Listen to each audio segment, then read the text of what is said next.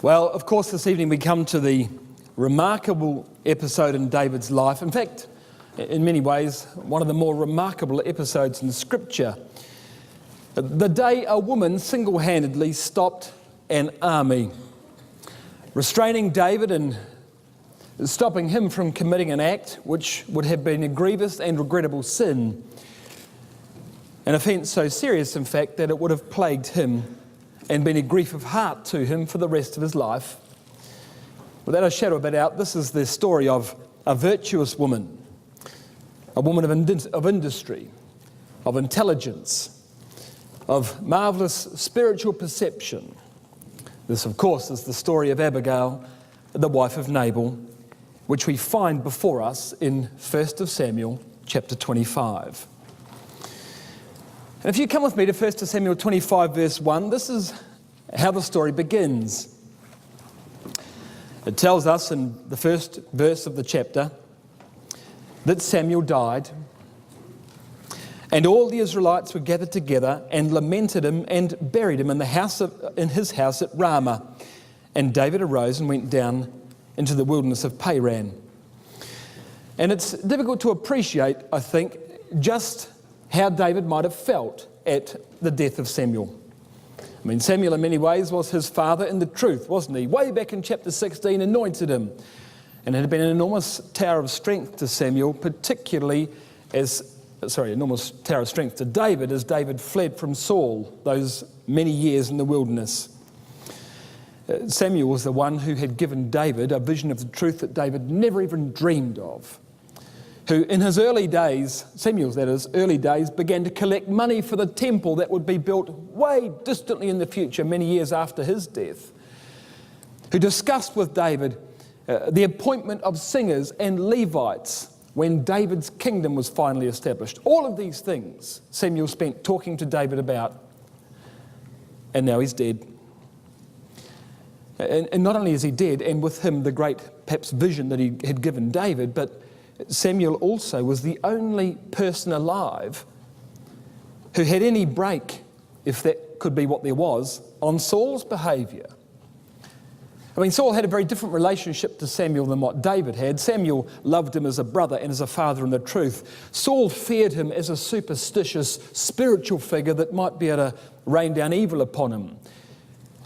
But nevertheless, for good or ill, Samuel did have some control over Saul, and now even that was gone. What would the future hold? The last word, by the way, in the first verse of this chapter appears to be a translational error. It says that David went to the wilderness of Paran. Well, the wilderness of Paran is way down in the Sinai Peninsula. It appears more likely to be the wilderness of Maon, as you see in the second line of verse 2. There was a man in Maon. David has been already in the wilderness of Maon. You read that across the page in chapter 23 and verse 25, the very last couple of lines. Saul pursued David in the wilderness of Maon. So that appears to be, in fact, the more correct rendering of the last word of verse 1 of chapter 25. But you can imagine now what this means to David. In journeyings oft, in perils of robbers, in perils by my own countrymen, in perils by the heathen, in perils in the city, in perils in the wilderness, in perils among false brethren. This must be exactly what David will be feeling as now Samuel's dead. In weariness and painfulness, in watchings often, in hunger and thirst, in fastings often, in cold and nakedness, and beside all those things that are without, that which cometh upon me daily, the care of 600 angry men. So this was David's lot now. And he'd lost a mainstay of his spiritual support as the chapter opens. And I think the chapter opens probably with this little fact about Samuel, just so that we appreciate that David is not in an emotionally strong moment of his life. Because what happens next is going to show you some of the greatest ill judgment that David ever makes. And perhaps this is the reason why. Nevertheless, verse 2 introduces us to the next character of the story. There was a man in Maon whose possessions were in Carmel, The man was very great. He had 3,000 sheep and 1,000 goats, and he was shearing his sheep in Carmel. Almost as if now, in contrast to Samuel, the record introduces us to Nabal. Samuel was a great man of God. Nabal was a fool. As I mentioned, Samuel had already begun to lay aside money for the temple that would ultimately be built by Solomon. We find that out, by the way, in 1 Chronicles 26 and verse 28. Nabal, in contrast, was so obsessed with his finances that he couldn't even give to those in need. And the Proverbs speak about people like Nabal. Proverbs 13 verse 7 says, "There is that maketh himself rich, and yet hath nothing. There is that maketh himself poor, yet hath great riches."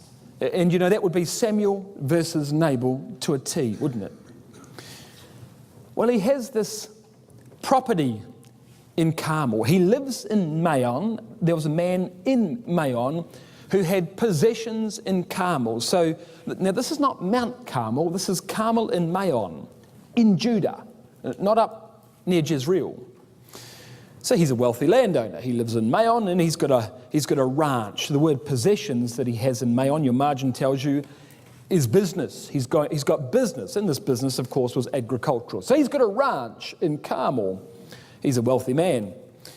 And from David's vantage point on the hills of Maon, he would look over the valley and see spread out before him all Nabal's sheep, 3,000 of them, and 1,000 goats, it tells you in verse 2. All the livestock of Nabal. And Nabal's shearing his sheep, the verse tells us. Traditionally, of course, sheep shearing was a very joyful time of year. I mean, it was really bringing in the harvest, wasn't it? Not the harvest of crops, but the harvest of the sheep, the wool, the meat, whatever might have come. 2 Samuel 13 and verse 23 tells us that when Absalom was shearing his sheep, he invited Amnon to participate in the festivities, at which time he killed him. Now, Absalom had to plan carefully to get Amnon to come down and see him, because Amnon didn't trust Absalom one bit, particularly after the events earlier on in 2 Samuel 13. But such was the time of year and such was the custom of festivity and rejoicing when the harvest was brought in, that Absalom manages to trick Amnon and bring him down and take his life. The point is, it's a time of great rejoicing, and that was universal across the entire country. Well, the name of the man, verse 3, was Nabal. The name of his wife, Abigail. She was a woman of good understanding and of a beautiful countenance, but the man was churlish and evil in his doings, and he was of the house of Caleb. Abigail means my father's joy. She was of good understanding, the record tells us. That means she was intelligent. She was beautiful. The word beautiful literally means she was fair of eyes. It's the same word, this word beautiful, the same word you read of David in 1 Samuel 16 and verse 12, that he was ruddy and of a beautiful countenance. The point is, there was a look about her. There was a look about this girl. She was sharp. She was intuitive, and as you spoke to her, you could see her thinking in her eyes. There was something very striking about this girl. But she's married to a man who's her exact opposite. Nabal means fool. Probably not his original name, by the way. I mean, as a parent, why would you call your son Nabal? This is probably a corruption, a popular distortion of his name. But that is what people call him, including his wife. He's churlish, it says. The word means cruel or hard or rough. He's evil in his doings. That means he's mean and he's miserly. And he's of the house of Caleb. Almost as an afterthought, that's added to the end of the verse. What would that mean? Well, probably Nabal used this as one of his credentials. One of the most faithful men in Israel's history was this man Caleb, wasn't he? No doubt Nabal prided himself on the fact that his family had been in the truth for 8 or 10 generations. I mean, he was a 10th generation Christadelphian. His forebears were pioneers in the country. broke the place in. It's a hopeless dream, really, as far as Nabal was concerned. He was nothing like his forefather Caleb. In fact, the record paints a very detailed picture of just what sort of a man Nabal was. Verse 2 tells us that he was wealthy. Verse 3 tells us that he's cruel and miserly. Verse 11, he's greedy. Shall I take my bread and my water? He's greedy in verse 11. Anyone that even looked at his possessions sent him out of control and into a flying rage. In fact, verse 14 says he actually did fly into rage. Look at your margin at the last line of verse 14, if you've got an Oxford Bible. The young men came to him, David's young men, and he railed upon them. Margin, flew upon them. So he literally flies into a rage. I mean, he goes off his rocker if somebody was to take $10 from him. So much so that in verse 17, nobody could even talk to him. He's such a man of Belial, they say, you can't even speak to him. I mean, this man, he's lost the plot. Even his wife calls him a son of Belial. In verse 25, the word Belial means vanity or worthlessness. Even she says he's hopeless. And then, as if you needed anything more, to cap it off in verse 36, he drinks. He drinks. He's a drunkard. Well, the big question is, how on earth did this beautiful girl ever find herself married to a clown like this? What went wrong? Well, there are two possibilities, aren't there? The first possibility is that it was an arranged marriage. They're still common today in the Middle East. They were obviously common back in biblical times. That's one possibility, but I don't think the more likely possibility. I mean, you read many occasions in Scripture where people voluntarily marry each other. So by no means is it certain that this was an arranged marriage. Yes, possible, not probable. More likely, because of the parallels we'll see shortly, Nabal wasn't always like this. Psalm 52 verse 7 says this, Lo, this is the man that made this is the man that made not God his strength, but trusted in the abundance of his riches and strengthened himself in his wickedness. That, I believe, is an apt description of this man Nabal. He made not God his strength, but trusted in his riches and strengthened himself in his wickedness. And there's a mighty lesson here. He was probably a young lad, Nabal, with a decent head on his shoulders. I mean, he's quite smart. He's going to university.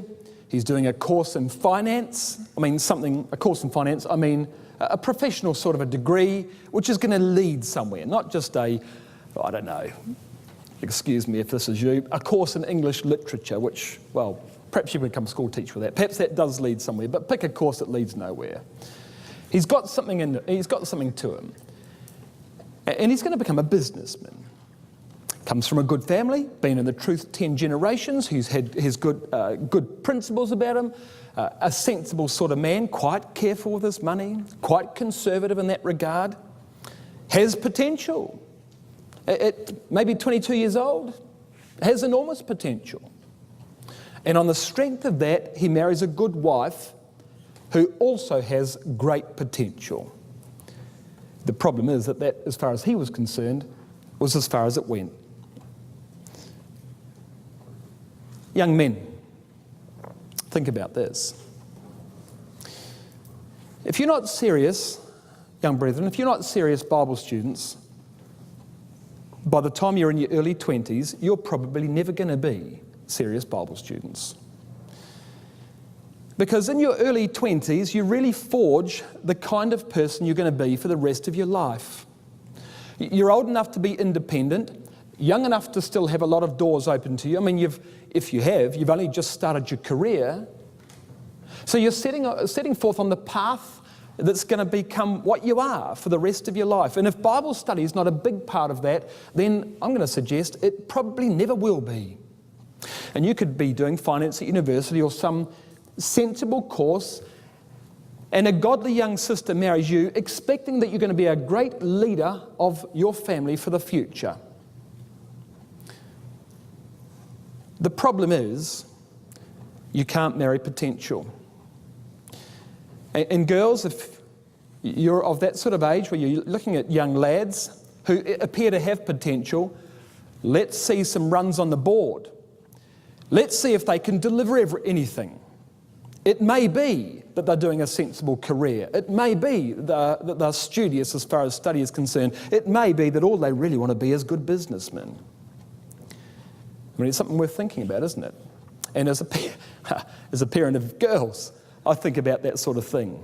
I mean, I don't know what I'd be doing if I lived here. I suppose if I lived in Texas, I'd be buying a shotgun and sitting on my rocking chair on the porch. I don't know. Is that what they... Oh, they probably don't do that in the truth. But it's worthy of considerable thought, because your girls can't just marry potential. And the same with young girls. Young girls are not going to be the ones in the ecclesia who are speakers. But how much work is done in ecclesial life off the platform? Even the speakers do at least as much work off the platform as they do on the platform. And you think about when the family comes along, just what the balance of power is in the family. The fact of the matter is this: the husband is responsible for the spiritual direction of the family.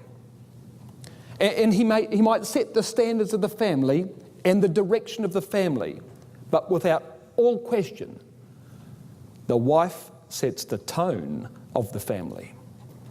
And all the detail in the child rearing comes from the wife. Why? Well, because the kids get home at 3 or 4 o'clock in the afternoon. Dad doesn't get home till 6 p.m. in the afternoon. He might have left the house before the children go to school. And all the discussions on the peripheral subjects in the family are had with mum.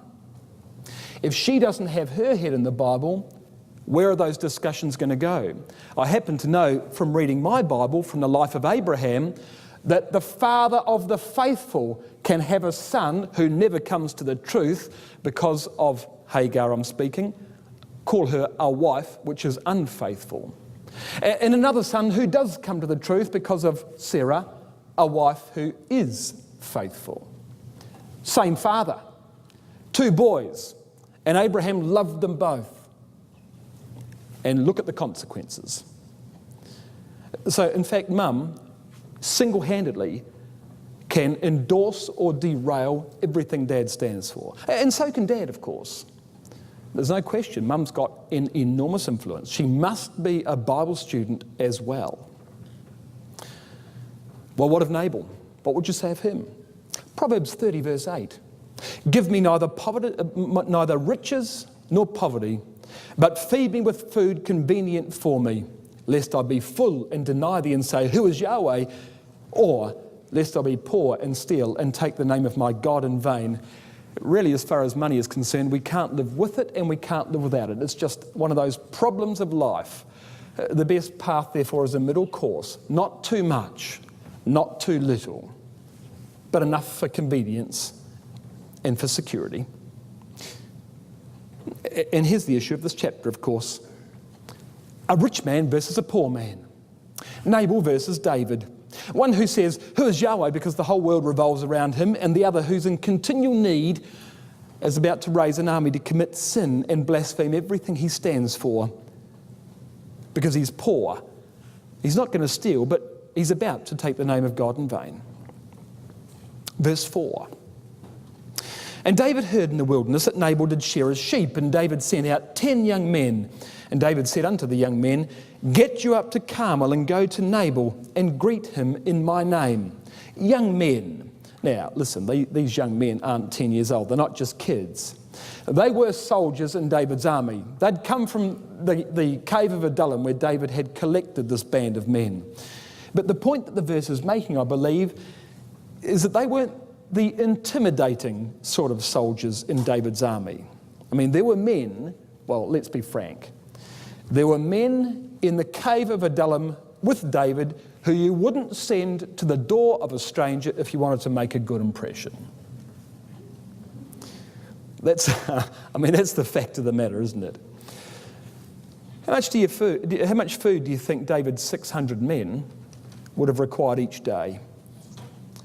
His entire sustenance is coming from raids against the Philistines and the Canaanite tribes in southern Judah. That's where he's getting his livelihood from. And now he's done a good service to Nabal. Now, of course, there's no contract between Nabal and David, but it is the time of sheep shearing, and David is looking for recognition. Verse 7. I've heard, say these young men, that thou hast shearers. Now thy shepherds which were with us, we hurt them not, neither was there aught missing with them, unto them, all the while that we were in Carmel. Ask thy young men, they say, they will show thee. Wherefore let the young men, that is David's young men, find favour in thine eyes, for we come in a good day. Give, I pray thee, whatsoever cometh to thine hand unto thy servants and to thy son David. It was a fair request. As I say, under no circumstances could you say that Nabal has a legal obligation to David to pay wages. But David's efforts had saved Nabal a considerable sum of money. So you might say that there is a certain moral obligation here. This is a bumper harvest for Nabal because he hasn't lost, well, there hasn't been the normal shrinkage that Nabal might otherwise have seen any other year. In fact, it tells us in verse 16 of this chapter that David's men were a wall around Nabal's property. Nothing got in or out without their say-so. And here's Nabal now tallying up the increase of the year, counting the livestock, weighing the wool. David's come to Nabal, verse 8 says, in a good day, a day of rejoicing, a day of celebration, a day when men frankly ought to be generous for the blessings of God. And the young men deliver this message. And look at the answer, verse 10. Nabal answered David's servants and said, Who is David? And who is the son of Jesse? There be many servants nowadays that break away every man from his master. Who is David? Not that Nabal had never heard who David was. What he means by that statement is, who does David think he is?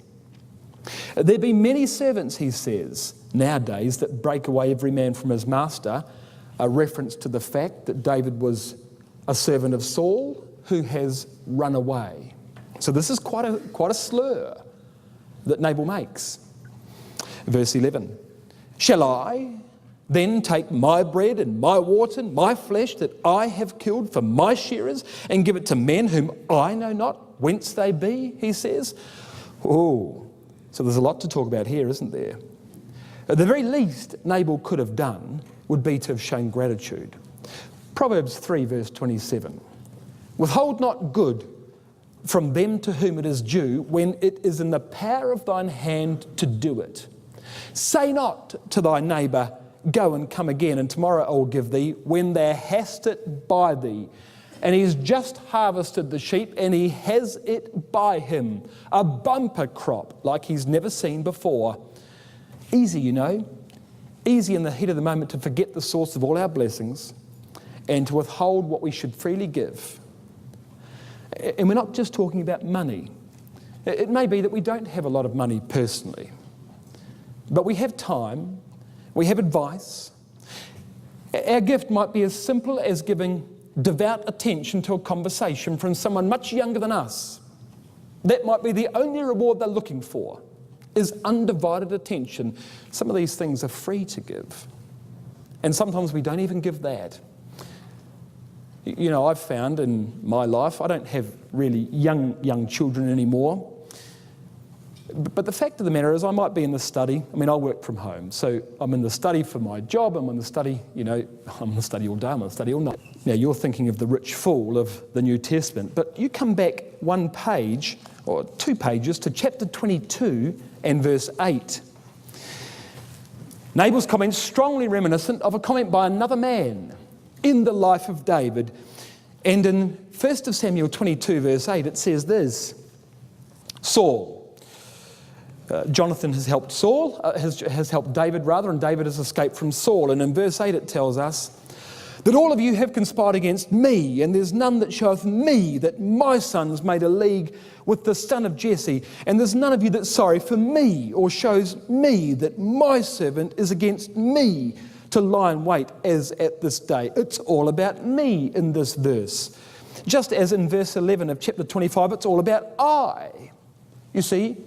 And there's an enormous parallel, in fact, between Nabal and Saul. They're both men who are completely consumed by themselves, and everything's always everyone else's fault. No one has mercy on them. No one ever considers their feelings. Well, that was what Nabal's like. That was what Saul was like. Now, here's the interesting thing. 1 Samuel chapter 24, where Saul is chasing David, is an almost duplicate chapter to 1 Samuel chapter 26, where Saul is chasing David. In chapter 24, David's hiding in a cave at En-Gedi. Saul comes in, cuts off a piece of his robe. Saul leaves the cave, and David shouts to him from the top of a hill that he's spared his life. And in chapter 24 and verse 17, Saul says, "David, thou art more righteous than I." In chapter 26, a very, very similar thing happens. David, however, a different place, different time. This time David's hiding in the hill of Hachilah. Saul's camping down in the valley. We talked about it only a couple of nights ago. In the middle of the night, David and Abishai go down and they steal Saul's spear and his water bottle. And from the top of the hill, David shouts down to Saul again. And Saul shouts back up to David and says in chapter 26 and verse 21, "I've sinned, David. Return unto me, my son, David, my son." So you see these two parallel chapters, and sandwiched in between them is chapter 25, the story we're reading here, about David's deliverance of Nabal. Why? Can you see where this is heading? Chapter 24 and chapter 26 are parallels, and chapter 25 is sandwiched between them. Why is that? Well, here's why. Here's Nabal in comparison to Saul. Both of them, both Nabal and Saul, speak of David as their son. They both say, "Who's the son of Jesse?" They both say that they have rewarded David evil for good. Either Nabal says that or Abigail says that David has been rewarded evil for good. Saul said that too. Nabal and Saul were both about to be slain. Saul is a fool. Nabal means fool. Vengeance is God's, David says to his men, and Abigail says to David. Both of them, of course, have feasts fit for a king. Nabal's got a place in Carmel. Do you know, back in chapter 15 and verse 12, Saul built himself a pillar, a memorial in Carmel. He, in a manner of speaking, also had a place in Carmel. Me, you've just read it in verse 11 of this chapter. I. You've just read it in chapter 22 and verse 8. Both were smitten by God. God killed both of them, and both committed idolatry, inasmuch as Colossians 3 verse 5 says that covetousness is idolatry. What's the point? Well, so you've got now chapter 24, 25 and 26, all speaking about Saul or Nabal, who are copies of each other. What's the point, do you suppose, therefore, of chapter 25 being sandwiched between chapter 24 and chapter 26? Well, it's very simple. In chapter 24 and chapter 26, David would not touch Saul. He would not allow his men to take Saul's life because Saul was Yahweh's anointed. He's going to have no problem whatsoever taking Nabal's life in the middle of that sandwich in chapter 25. Doesn't have any issue whatsoever. So now it all depends who it is as to whether David would kill him or not. He's got an enormous double standard here, you see. Does God fight David's battles or does God not fight David's battles? When it comes to Saul, there's no hesitation. He's Yahweh's anointed, we won't touch him, and David controls his 600 men. But in the case of Nabal, who's done far less to him than Saul ever did to him, vengeance will be direct and it will be immediate. The problem is, you see, David's not all that committed to letting God fight his battles. He feels that if he kills Saul, God would punish him, and probably very swiftly, and probably true. But that if he kills Nabal, Nothing will happen. There'll be no consequences and the earth will be a better place. He doesn't really accept the fact that vengeance is God's. And he's got to learn to keep a principle because he loves God and not just because he fears the consequences. There would have been consequences if he killed Yahweh's anointed. He thinks there's going to be no consequence if he kills Nabal. Not true. Not true. But pause and just reflect upon the fact of verse 1 of this chapter. Samuel has died. David's not thinking perhaps as clearly as he ought to. I'm saying that might be a reason. That's not an excuse, but I think that's why the verse is there. This is a chapter somewhat out of character for David, and maybe there's a reason for that. But the fact remains, he's got a double standard. And he won't kill this man, but he will kill that man for far less. There's a problem there, you see. Well, Nabal said, who's David? Who's the son of Jesse? And in verse 12, David's men take that answer back home to David. Well, Nabal really didn't understand who he was talking to. Proverbs 18 verse 12 says, a fool hath no delight in understanding, but that his heart may discover itself. Have you ever talked to anybody like that? A fool has no delight in understanding, but that its heart may discover itself. This is someone who learns by talking out loud. They teach themselves things by talking out loud. Unbelievable. And they're impressed that they've learned something once they've had this conversation with themselves. Who's David? Some runaway slave scuttling about the back of the desert with 600 refugees? He thinks that sounds good. He's very brave as he stands in the door, the threshold of his house and shouts at these young men. Don't turn it up, but listen to this. This is who he's talking to. 1 Chronicles 12 verse 8 says that there were Gadites who separated themselves to David when he was in the wilderness. Men of might, men of war, fit for the battle, who could handle shield and buckler, whose faces were like the faces of lions, who were swift as roes upon the mountains. These were men that swam the Jordan in flood and put to flight soldiers on the other side. The least of them was already captain over 100 and the greatest over 1,000. Now go and tell them they're not worth a cracker and get off my property. Good luck with that. We know David's response in verse 13. David said unto his men, gird on every man his sword, and they girded on every man his sword. And David also girded on his sword, and there went up after David about 400 men, and 200 abode by the stuff that is their supplies. This is just what those men had been waiting for. They've been deprived of the execution of Saul in chapter 24 of 1 Samuel. They delivered Keilah in chapter 23, and they had been betrayed. These men are disgruntled men by very recent events. David is emotionally unstable by even more recent events. And now they've worked diligently for this landowner, asked for a small favour, and all they get is an insult. Well, David's furious. That's it, he says, get your swords on. Well, you can imagine Abishai and Joab saying, nothing like breathing fresh air. I mean, Joab's the man who fills his boots with blood. This would have been a pleasure to go and deal with this problem, and he wouldn't have even raised a sweat on someone like Joab. And there's 400 with him. Not one objection, by the way. Not one of David's 400 men thought better of this. Not one of David's ecclesia thought that this might be unwise and perhaps we should pause and consider and perhaps make it a matter of prayer to see perhaps what we should do. What kind of friends are they? Brothers and sisters, if I was going to go and take action against somebody like this, my true friends would be saying, don't even think about it. David doesn't appear to have friends like that, at least in this chapter. Not one protest. And David's about to commit a serious offence. Proverbs 14 verse 29. He that is slow to wrath is of great understanding, but he that is hasty of spirit exalteth folly. Exalteth folly. Proverbs 29 verse 20.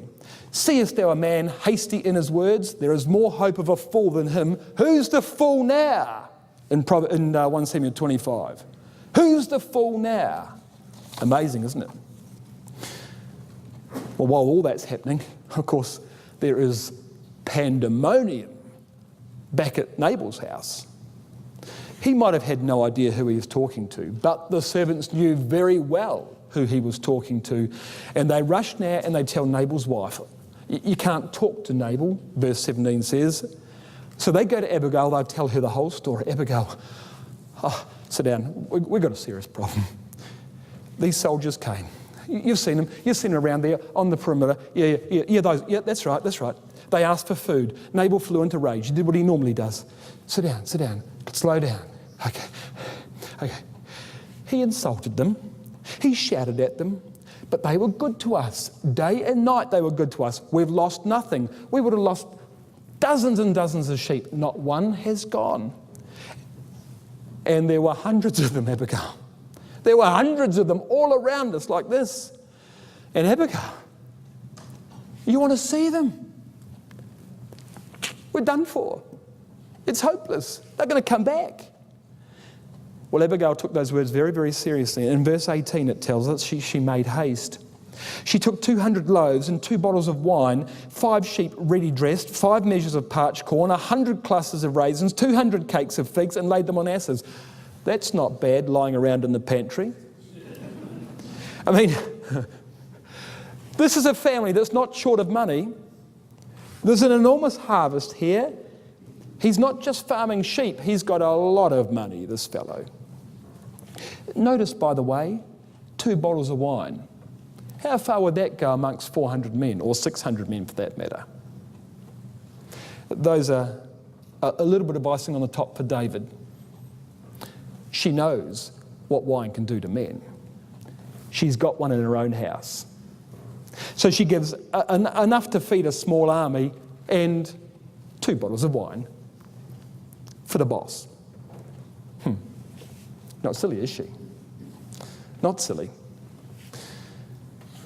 Verse 19, she said to her servants, go on before me.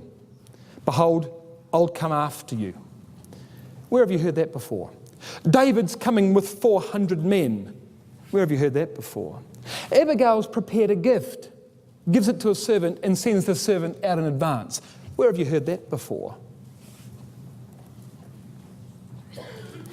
There was a man way back in Genesis who had a problem with his brother. And Jacob insulted Esau, who said, I'm going to kill Jacob.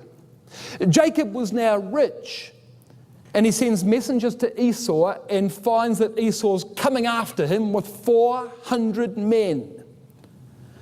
Jacob is utterly petrified because he knows he is no match for his brother. Jacob prays for deliverance and then takes a present for Esau and sends the present out in front with servants, one course after another with his servants, and he brings up the rear with the children. He meets Esau and he bows to the ground, and Esau, of all people, accepts the gift, and they part, well, I want to say friends, but they part at least on good terms. Well, there's the parallel. And you can see in that parallel where David fits. Can't you? David is doing exactly what Esau would do. Esau, it tells us in Hebrews 12 verse 16, was a profane man, a profane and fornicating man. David is a man after God's own heart, but anything but in this chapter. Well, it tells us in verse 20 that was so that when Abigail rode on the ass, that she came down by the covert of the hill, and behold, David and his men came down against her, and she met them. The word covert means a ravine. So she's riding her ass under the cover of a hill. And all of a sudden, over the top of the hill comes David and meets her. Now you think about that. What are the chances? She's going to meet David. He's coming to Nabal's house. And they're on the same route, and she happens to meet David. She didn't know exactly which way David would come, or precisely, I suppose, where he was coming from. She takes the most direct route and they run into each other. It could only be providence, I suppose, that she meets David on the way. That's certainly how she sees it. And David's caught off guard. He catches his breath when he sees her, and she makes the most of it. Verse 23, when Abigail saw David, she hasted. She lighted off the ash. She fell down before David on her face and bowed herself to the ground. And you can imagine David's great convoy grinding to a halt.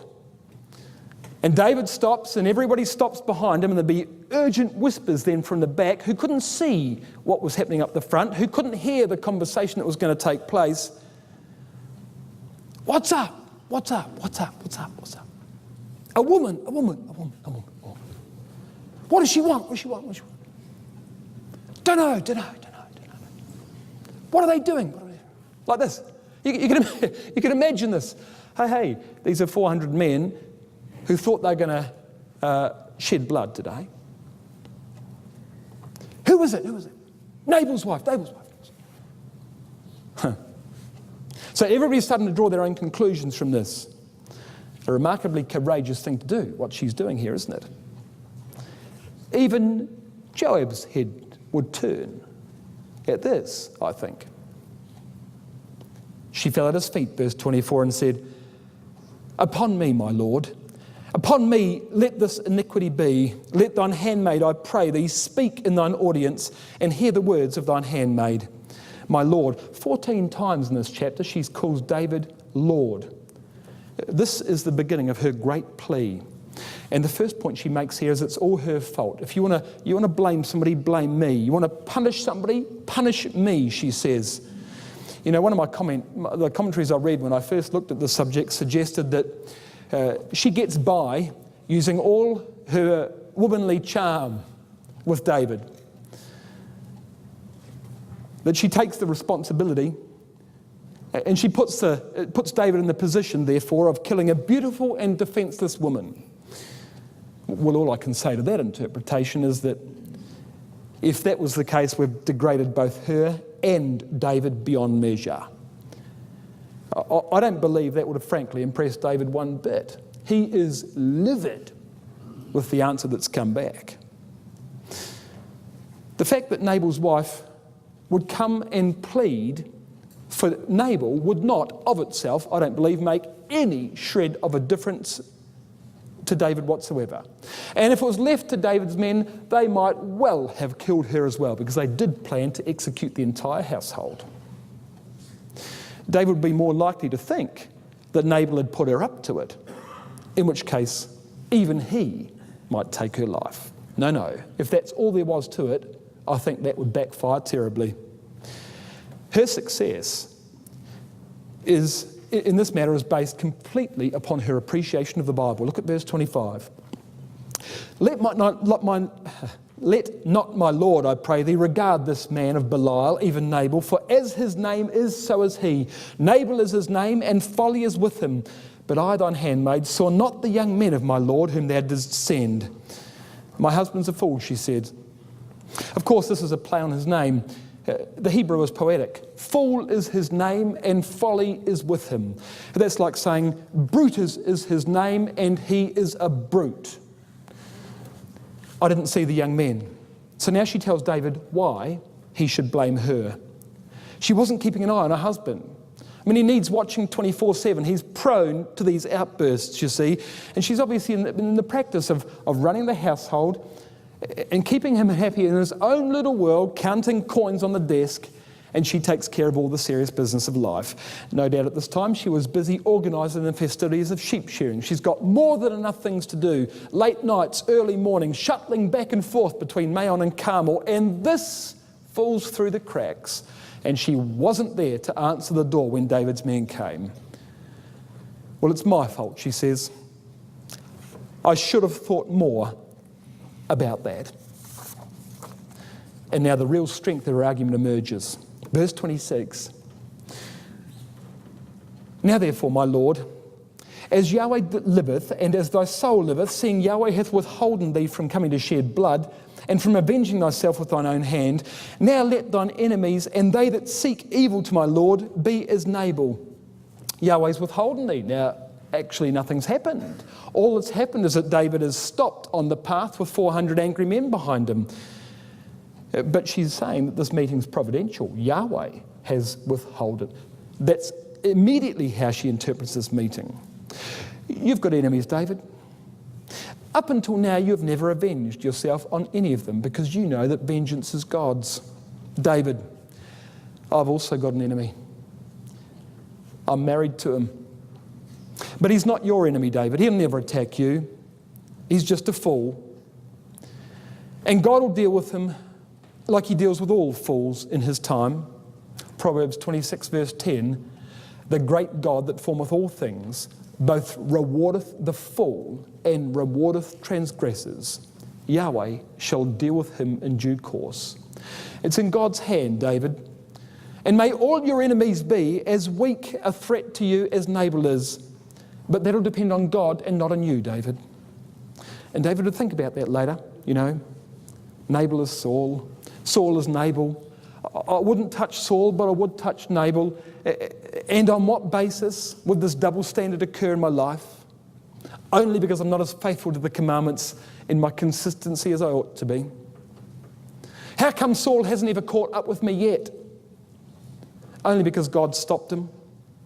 And perhaps if I'd killed Nabal, who really was completely defenseless, then God might let Saul get me too, and Saul could kill me. I could kill the Nabal who's defenseless and find myself face to face with the other Nabal who's really not so defenseless. In verse 27, she asks them to accept the present she brings. And in verse 28, she says, I pray thee, forgive the trespass of thine handmaid, for Yahweh will certainly make my Lord a sure house, because my Lord fighteth the battles of Yahweh, and evil hath not been found in thee all thy days. God will make you a sure house. Unbelievable. That chapter of the Bible hasn't even been written yet.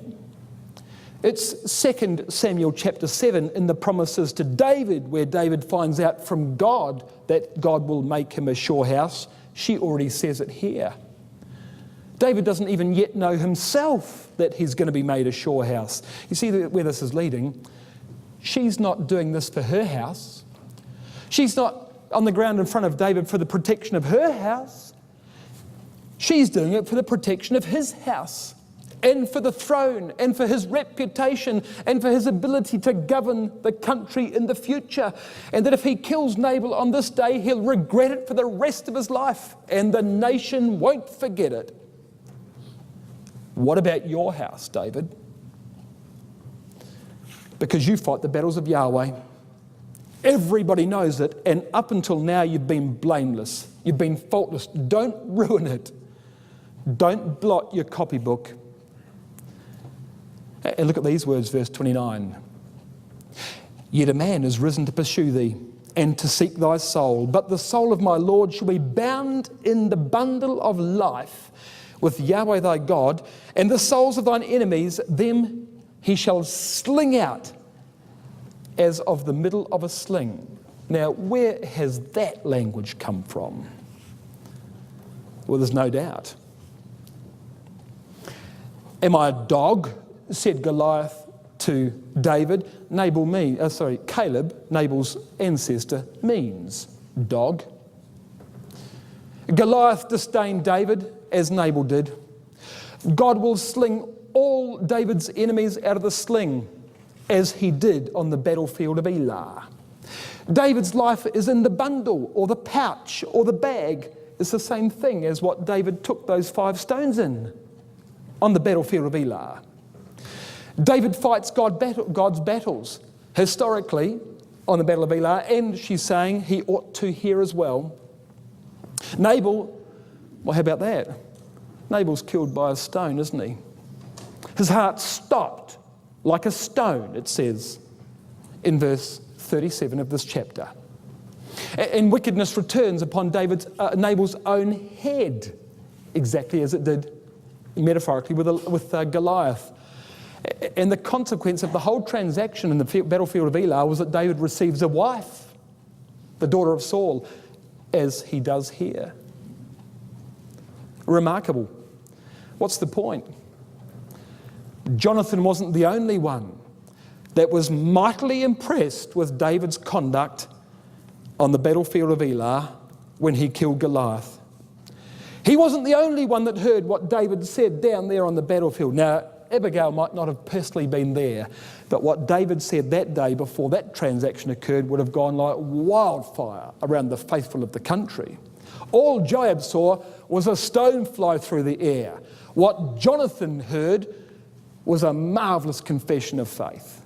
And this woman is exactly the same. You want the female counterpart of Jonathan in the life of David? You've got her right here, precisely in this woman. Well, verse 30. And it will come to pass, she says, when Yahweh shall have done to my Lord according to all that he hath spoken concerning thee, and shall have appointed thee ruler over Israel, that this shall be no grief unto thee. If you do nothing, no grief will come to you, she says, nor offence of heart unto my Lord, either that thou hast shed blood causeless, or that my Lord has avenged himself. But when Yahweh shall have dealt well with my Lord, then remember thine handmaid, she says.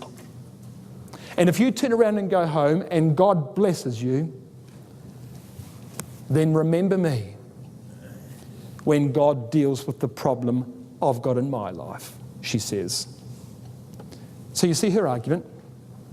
God has providentially intervened in this matter between you and me.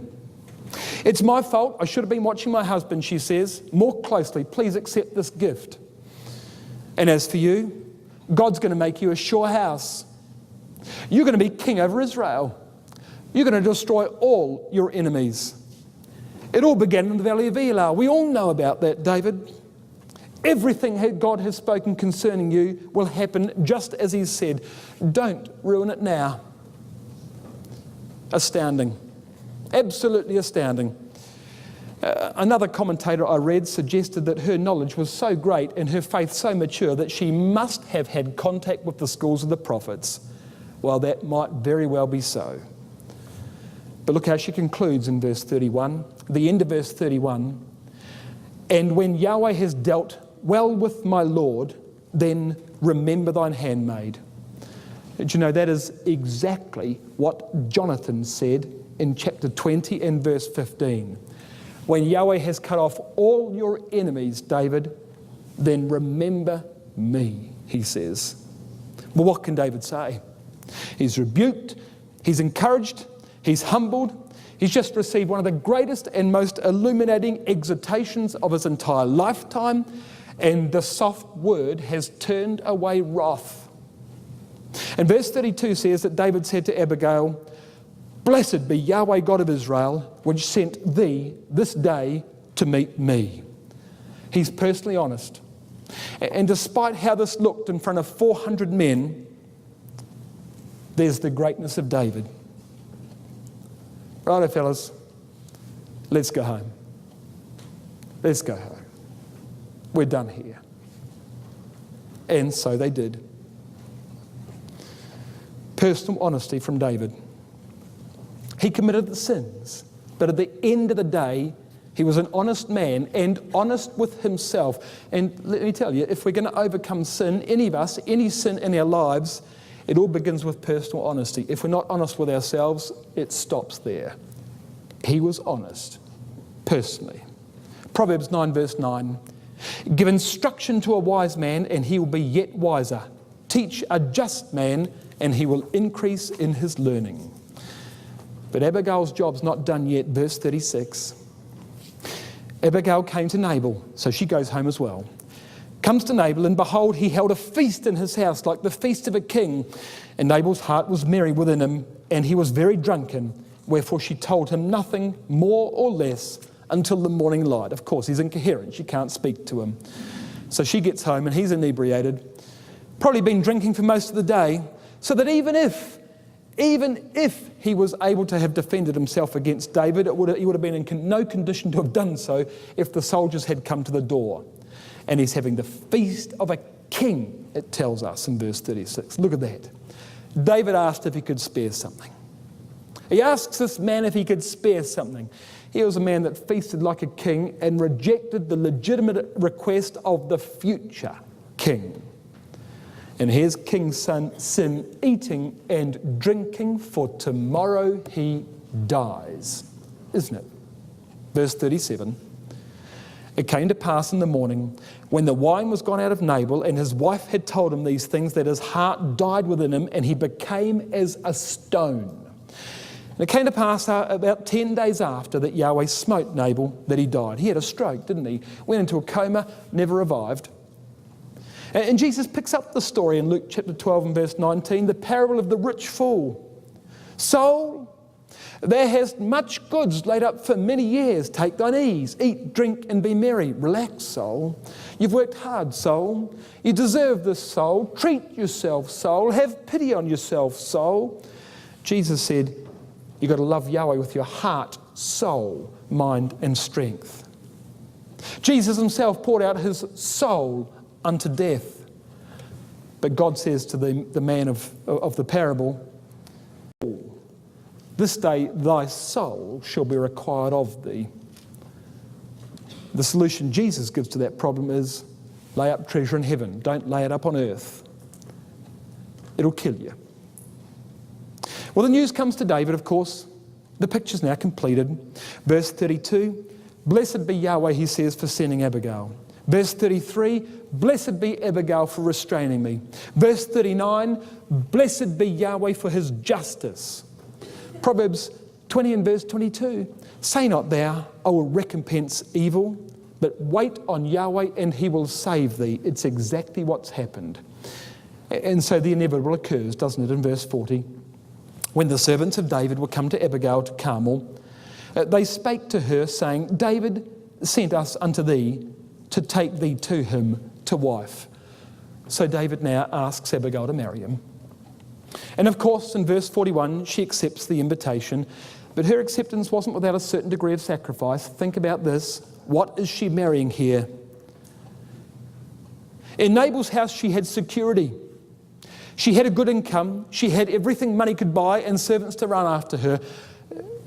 She's going to forsake the treasures of sin for a season and go and marry a fugitive running around in the desert, sleeping in caves, isn't she?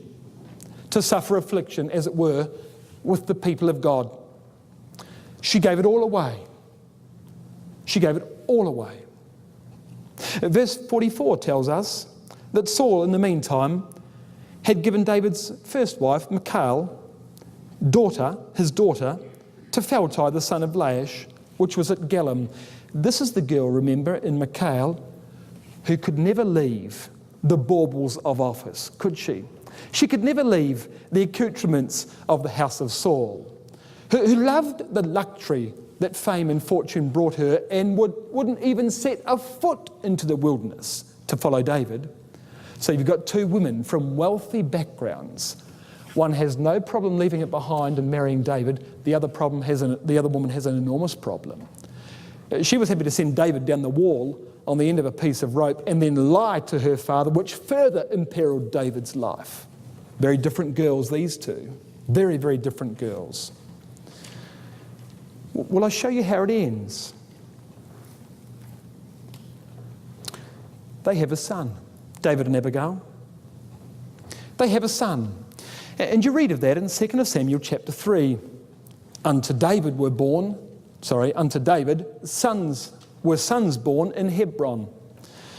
And his firstborn was Amnon of Ahinoam the Jezreelitess. And his second, Chileab of Abigail, the wife of Nabal the Carmelite. The third, Absalom the son of Maacah, the daughter of Talmai, king of Geshur. And so they have a son. But here's the thing. What do they call the son? Chileab. Your margin says Daniel in that reference. But Chileab is what's in the text. Why'd they call him Chileab? Does anybody know what Chileab means? Has anybody got that written in their margin? What Chileab means in 2 Samuel chapter 3 and verse 3. If you don't, you might like to write it in. And I'll prove this to you. Strong's number 3609. So there's my reference. The meaning of Chiliad: the restraint of my father. What do you think of that? The restraint of my father. And in that boy, who goes nowhere in the record, it appears, never finds himself in the king's court later on, but in that boy, the whole transaction of 1 Samuel 25 is memorialised. An unbelievable story, an unbelievable woman, but certainly a woman of enormous virtue.